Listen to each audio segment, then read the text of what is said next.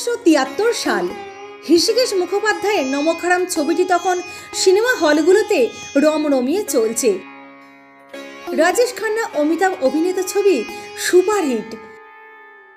শোনা যায় অমিতাভ বচ্চন একবার একটি হিরে বসানো সোনার নাকছাবি মা কালীকে উপহার দিয়েছিলেন।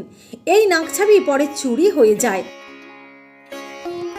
1974 থেকে 1975 সালেই দেখার মতো সাজ ফাটাকেষ্টর পুজোয় গোটা এলাকাকে আলোয় মুড়ে ফেলা হয়, যেন কোনো এক প্রকাণ্ড দালান বাড়ি।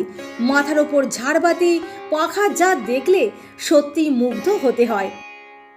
নিছক এক বারোয়ারি পুজো, কিন্তু শুরুর 1-1.5 দশকেই অন্য উচ্চতায় পৌঁছে যায়। আজকের তাবর তাবর দাদাদের পুজো তার পাশে পানসে হয়ে যাবে।